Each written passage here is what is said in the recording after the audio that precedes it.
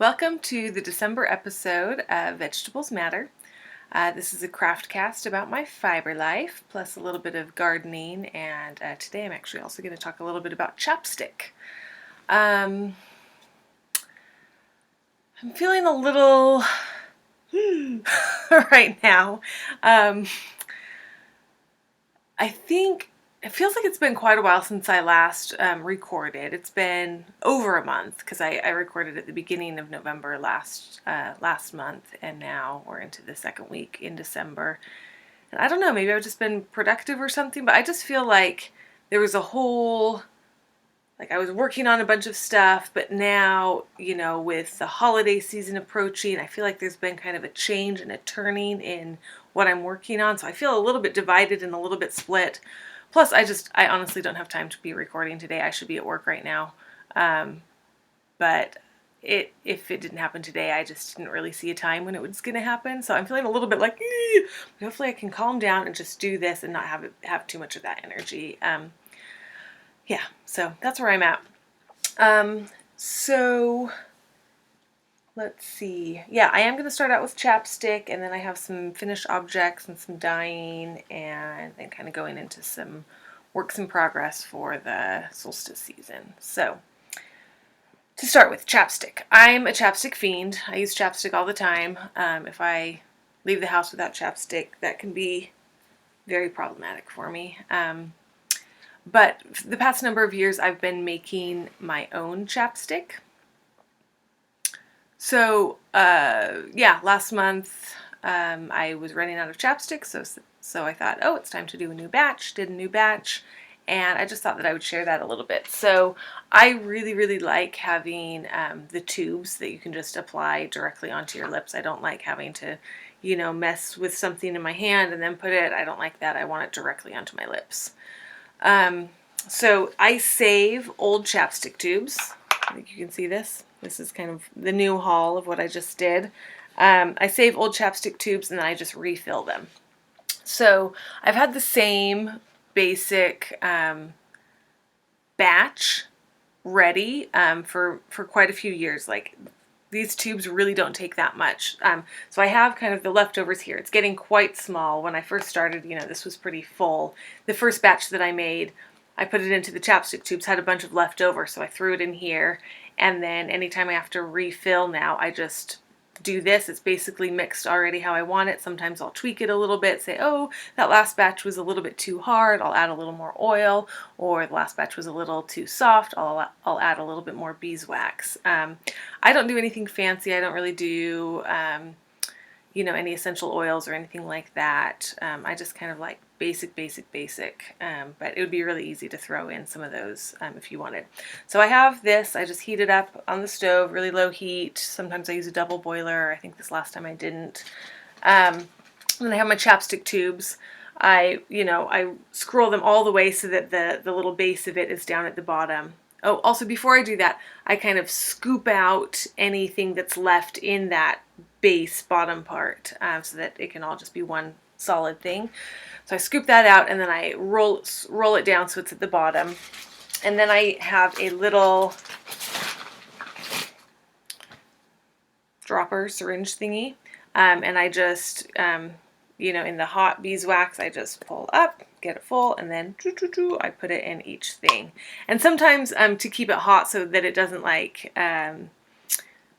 sometimes because this is cooler already, then things can start sticking. And so in the hot, then I'll kind of go up and down and kind of warm that up, and then into the chapstick. So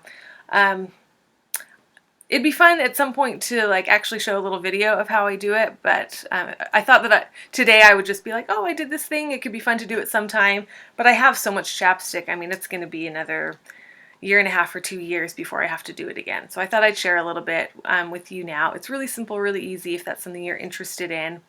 Yeah, it's fun, and that way you can reuse these plastic tubes instead of just throwing them out, and I can even collect them from friends so that, just kind of helping to eliminate waste and make things ourselves. So yeah.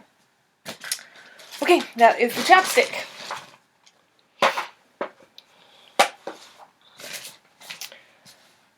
Okay, on to some finished objects. So I've been alluding to some work knitting that I've had going on, and I finally have finished. So, dun, dun, dun, dun. I've got these little fingerless mitts. I've actually done 2 pairs of them, so a total of 4 little gloves. Mitts, I guess they're very much not gloves. They don't have the fingers. So one pair of these is for my friend Megan. Yeah, I think they're really cute.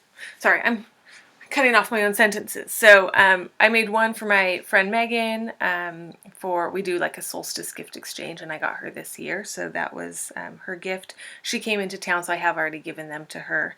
And then I have this other pair that I'm not quite sure what I'll do with. It's been a fun pattern. Probably I've done very little lace, and in fact I would say this is probably my only successful lace pattern.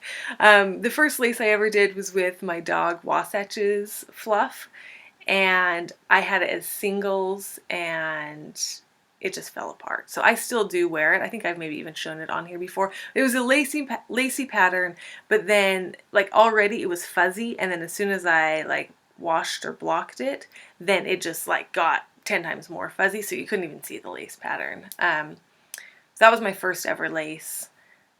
It did teach me though, because I was kind of like, oh, you know, I don't know how this is going to go. And that taught me like, oh, I think I'm a better knitter than I think I am. Like, I know how to read my knitting, no problem. Like, I can tell what's happening, and I know what to do, and I can tell if I've made a mistake or if I've gotten off because, oh, I shouldn't be there. So that was kind of fun with that project. And then I started, I think I showed on here as well a number of episodes ago, I started using up some mohair one time, and then that's just languishing right now. So anyway, this is my first official lace project that you can actually tell that it's lace, and I really like it. I did do a few modifications. I should say this is a free pattern on Ravelry by, I think it's called Cloudburst. Yep, Cloudburst by Arienne Grey. And you can see on there that she has it go up on your fingers quite a bit more. I very specifically didn't want that with these. I wanted these specifically so that I would be able to knit or crochet with them. So that is what I designed them for, whereas if they're longer, then you can't really wrap the yarn around. So that's what I designed them for. I'm really pleased. My gauge was a little bit bigger than what they recommended, and so I also modified. I think she says to cast on 52 stitches, and I cast on 48 instead, and I'm really pleased. Oh yeah, I did do a couple other modifications. The first one that I did when I got to this part, you know, she just said to do this twisted rib again, and I did it, and it was just like open and gappy at the end, and I didn't like it. So I took it out. I said, you know, I want it to be more closed in around my hand. So I took it out, and I tried a couple things. First, I tried going down a needle size, but then it didn't match this twisted rib. It just looked totally different, and I didn't like that. So then I just ended up taking in a lot of stitches. How many decreases did I do? I think I did 8 decreases, so quite a bit. I went down to 40 stitches for that, and yeah, really happy. So I did the same thing with the first set of gloves. The first set of mitts is the same as this second set. I didn't do any changes from one to the next. Yeah, I'm proud. I like wove in all my ends. I'm learning. I do think, as far as the weaving in ends, I think I used to be really bad at them. I didn't properly know how to weave in ends, and I feel like I've learned a lot, and it's not the agony that it used to be, because I just know what to do with it now. So if you're having trouble weaving in ends, learn the proper way, and it'll be a lot better.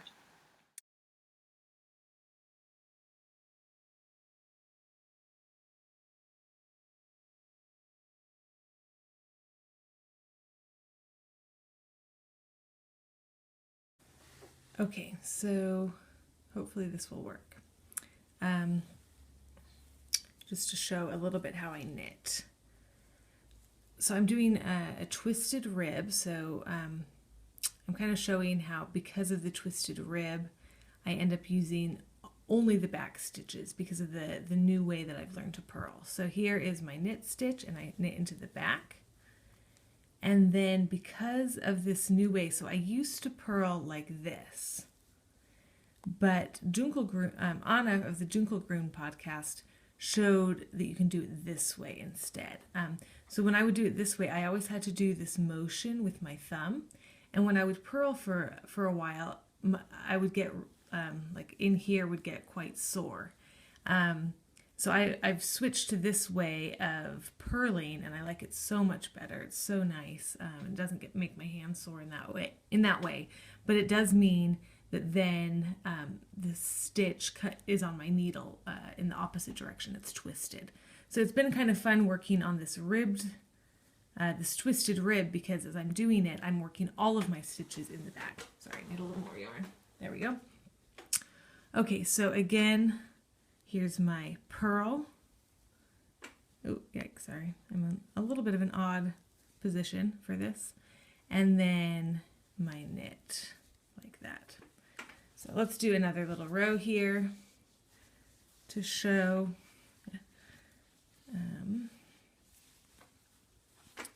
Let's see here, I'm starting with a purl. So let's just get everything set up. It's funny, I don't know if I should look at my knitting or the camera. Okay, and there's my knit and the purl. The knit, yikes, and the purl. The knit and the purl. Yeah, so I really like this new way of purling. I've been doing it for quite some time now, and it just was easy to transition to. So again, instead of having the yarn be over, and then I kind of have to pull it down in order for it to come through, I have the yarn under, and it's really just the reverse of a knit stitch, and I get that same motion where I can just pull it through with my needle. So there it is. I think I'm just about time to bind off. Let's check. I think so. So I can't show any more. Anyway, hopefully that was a little bit helpful. I kind of like seeing how other people knit, so I thought I'd show a little bit how I knit. So with the first set of mitts I did, I just started using up this yarn. This is the Rommeldale that I had processed by Spinderella's. With the first set that I did, I was using some pre-mordanted wool, and so I knew that I wanted to dye them. And so I did dye them. I wanted them to be kind of pale still, because I really liked how just the natural look, so I didn't want them to be like this super dark color. I wanted to keep it kind of pale. So I used some black hollyhock that I got from Grand Prismatic Seed. And I've already given them away, but here are some pictures. Dun, dun, dun, dun.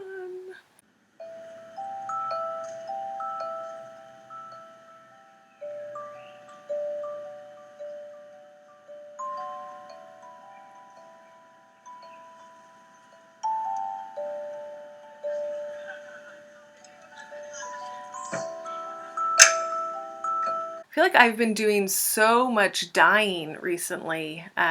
Like the past number of episodes, I've had, 3 or 4 different dye baths each month.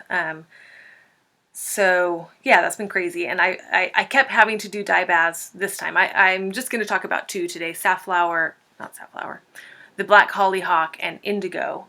And then I've actually kind of put away the dye stuff. Even the indigo dye bath, I'm keeping it around, but I'm not planning to dye with it for quite a few months, really, until spring hits again. I don't have a good indoor dyeing space. I don't want to be dripping everywhere, and it's just cold enough outside. Your hands just get so cold working with stuff. Plus, things just freeze. I've been having to deal with that quite a bit. So the other day, I just kind of put everything away, got everything washed up, and just kind of squared away so that, yeah, I feel like I'm moving on from that for this winter season, and we'll be focusing on some other things.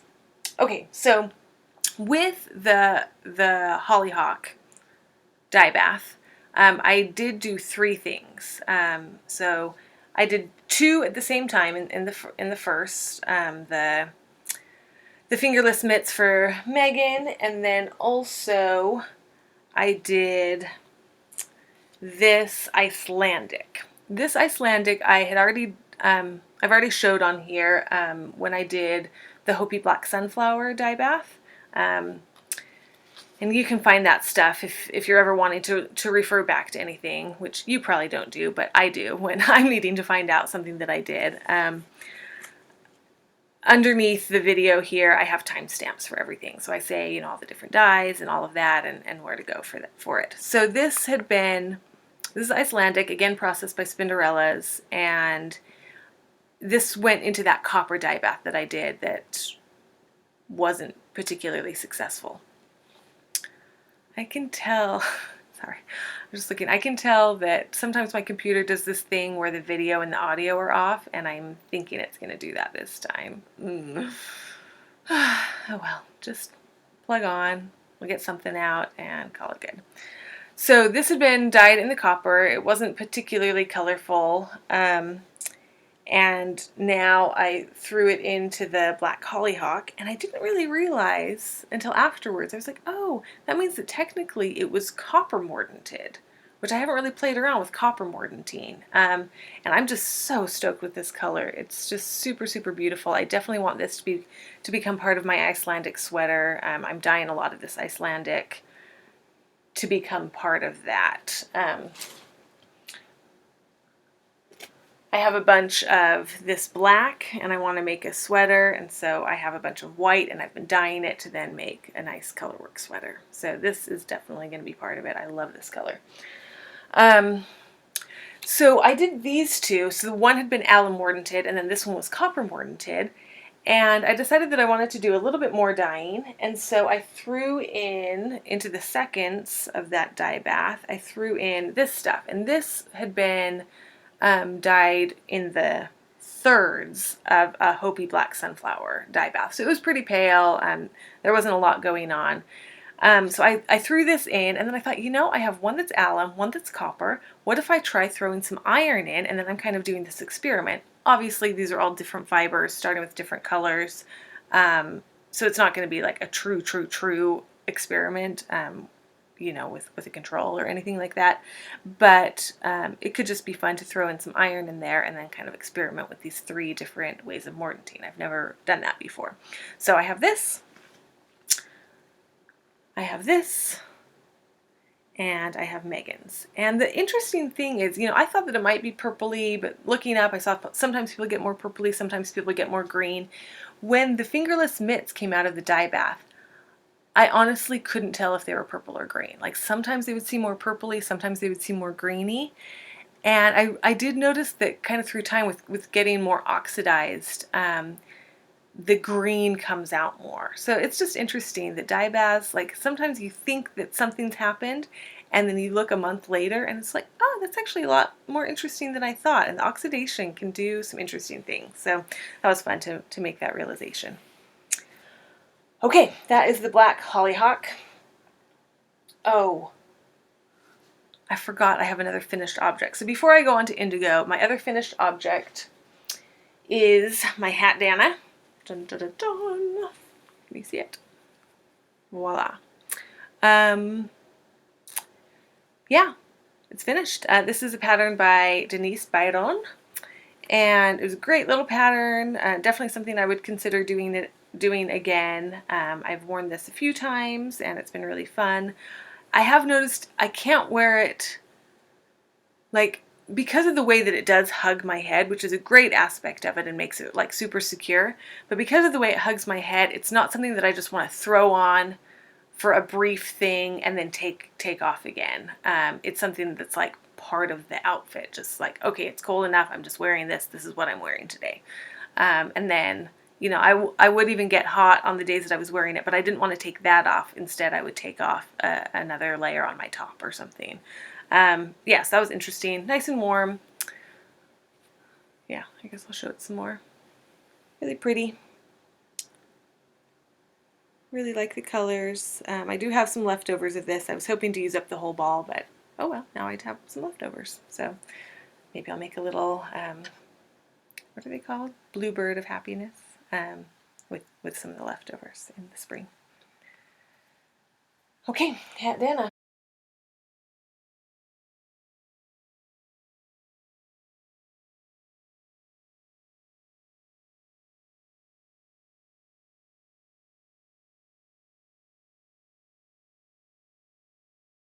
Next is the Indigo dye bath.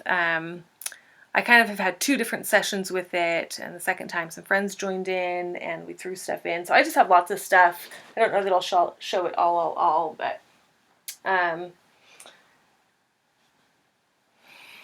Icelandic that I threw in, 3-ply. Here's a little bit of cotton. This had been dyed with the safflower and was pink underneath, and I thought, oh, let's throw it in and try to get some more purpley colors. A lot of the times I was doing some over dyeing to try to get some purples and some greens, and the indigo is strong, and it's like, when you're just dyeing plain white, then it's fun to dip it again and again and again and get those darker colors, but it can quickly overpower some under-dyed colors, and so just dipping it in really quickly already got that's pretty blue, not as purple, but there are still some pink parts, so I think especially when I spin it, then some of the purple might come through. Sorry, everything's up here more. I'm not doing very good because I hold things right here and you can't even see them. I threw in, this was some yellow. This was also maybe with the safflower, I think. So this is the Rommeldale by Spinderella's again. Anyway, nice green, greenish blue, really pretty. I already showed you in the last video the giveaway that I had, so I won't show that again. I have some wool that I did a little bit of tie-dye on. I might try doing it again as well. We'll see.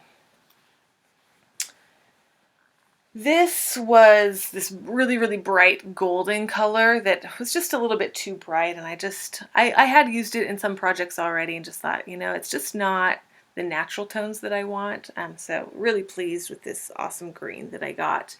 And this, again, I've got lots of this stuff. So I'm hoping, my husband loves green, so I think that I might try to do some thrummed mittens for him with this. Wouldn't that be pretty?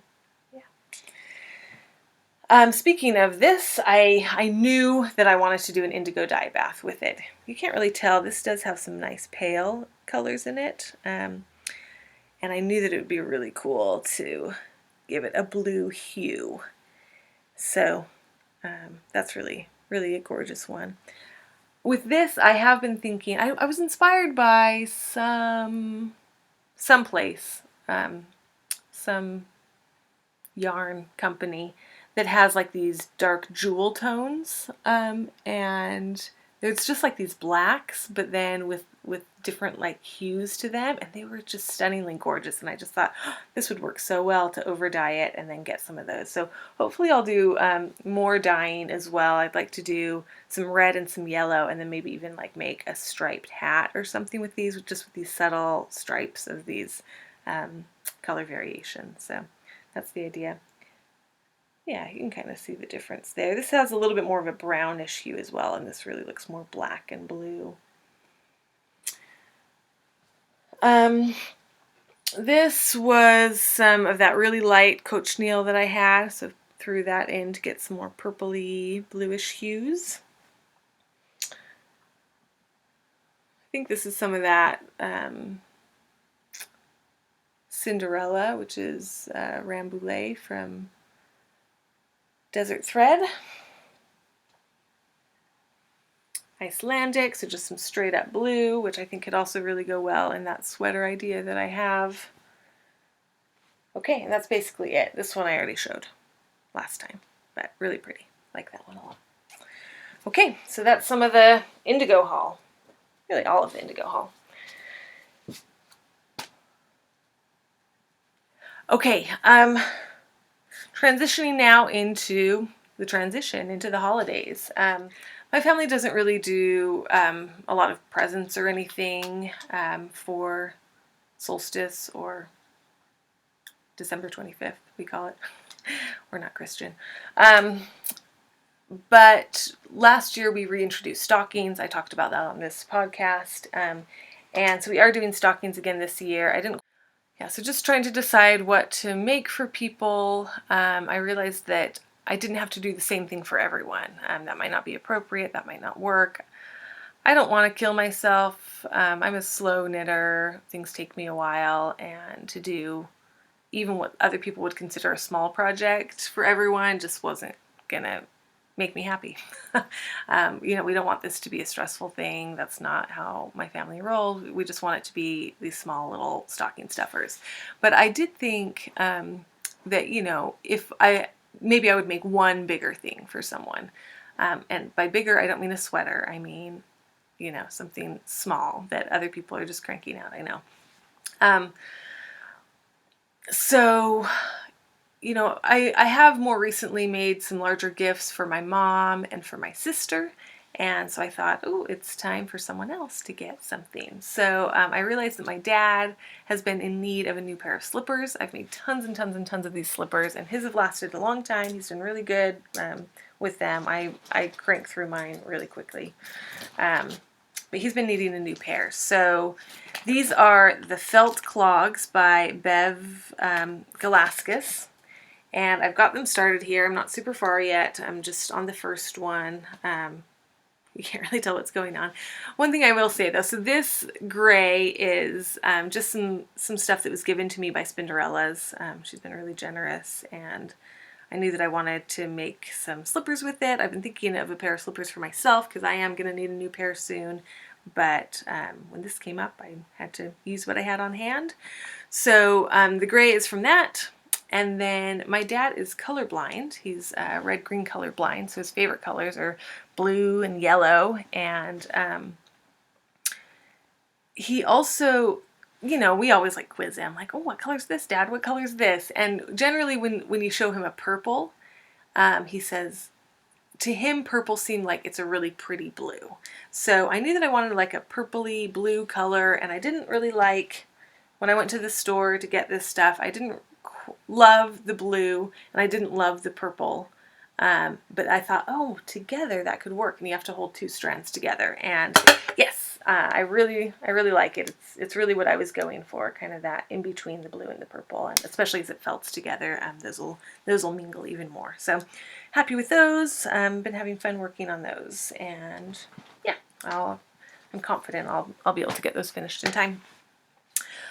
So then for other people, I'm doing a couple other little things. Well, one other little thing, but then kind of the homemade thing and the useful thing, because this part's not homemade. But I got a number of little measuring tapes, and I am putting little things on them. So I've only done one so far. It was really fun, really pretty fast and simple, and yeah, I like it. I like it. It's cute. I might try to do some that look like something else, like, that have a little face on them, or maybe like a little fruit or something, or I might just make it a little bit simpler on myself and just keep it, cute and simple, but not anything crazy. So, I've been racing through stuff. Sorry if I'm all scattered and whatever, but that's how it is. Last thing is I did just want to do just a little catch up with the garden. The garden's been put to sleep, obviously, but still have some things that we're eating through. So last night I made up... Sorry, can I get away with that lie? I thought last night would just be easier to say, but it's technically the night before last, and I don't know that I can lie. So, the night before last, I made up some spaghetti sauce with lots of things from the garden. So I still have a good number of onions left. So yeah, onions were in there. And then, I had some other things that weren't from the garden, but the garden things were onions and cabbage and tomatoes. So the tomatoes are all just like the ones that were crazy green before the frost hit, and just, slowly over the months they've ripened up. For quite a while we were still eating them fresh on things, and then at one point we're like, okay, I think these ones are just like kind of wrinkly and weird, and they'll be better if I cook them than if we eat them fresh. So a friend had also given me some green tomatoes, and so with the pasta sauce, I used up the rest of what she had given, and then I still have basically another batch of pasta sauce that I can do with my last tomatoes. So yeah, kind of finishing up on the tomatoes. I didn't get any frozen this year, canned or anything, so once they're gone, they're gone. But still, it's December, still eating some fresh tomato sauce, so that's pretty good. And what else? Tons of garlic still. We're really good on garlic. We still have plenty of potatoes, plus the other potatoes are growing, although there's not a lot of light these days, and so these potatoes are just like spindly with little leaves instead of like leafy. I do have a light that I could put in there. I've never used it before. I actually got it for the chickens, but I thought that it was a heat lamp, but it was not. It's a light lamp, and I don't want to screw up my chickens like that. So I've never used it in there with them. But I have it around, and I probably should just rig it up and use it for the potatoes. But you know me, I like going more natural, but I think the potatoes would probably appreciate it, and I would probably appreciate that from the potatoes. So I should probably get smart and do something like that. Potatoes, what else? I swear I wrote something else down.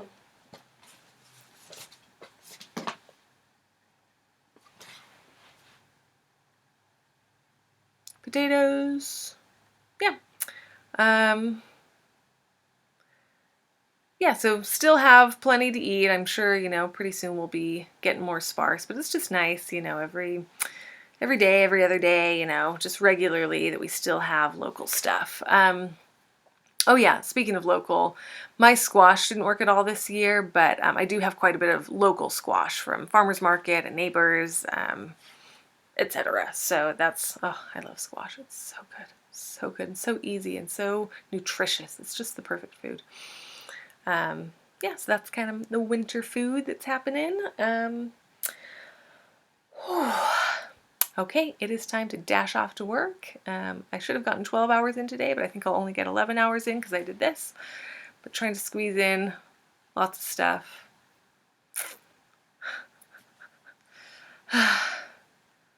Oh gosh, you guys. How are you doing? Yeah, are you crazy busy? Are you able to relax and take it easy? Where are things for you?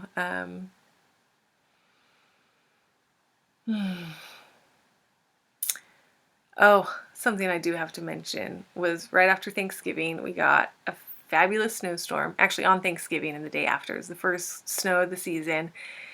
And we just kept getting storms all that weekend, and we went dog sledding Friday, Saturday, and Sunday, 3 days in a row. We were really hoping to be able to go the following weekend as well, last weekend, but it just started raining and getting all warm and melting, so we did more hiking last weekend. But there should be some more snow coming, but we're also going to be venturing off on some Solstice trips. So yeah, it'll be good. I'll get some good knitting time. That's one thing. It's been a really great November. We only traveled one weekend out of the month, which was kind of crazy, just to like stay home weekend after weekend. Really nice. It's really what I needed, just to that restorative time. Still from some health problems, and then also work, working full time now. It's just been good to take it easy and say no to more and more things. Where was that going? Dog sledding. It's just got to come back to dog sledding. Dog sledding is the best. It's the best. It's my favorite. I love it. Okay, time to go. I love you guys. Yeah, comment down below if you want about any December things or November things you've been up to, or any projects you're working on. Yeah, it'd be really fun to hear what you're up to. All right, love you. Bye-bye.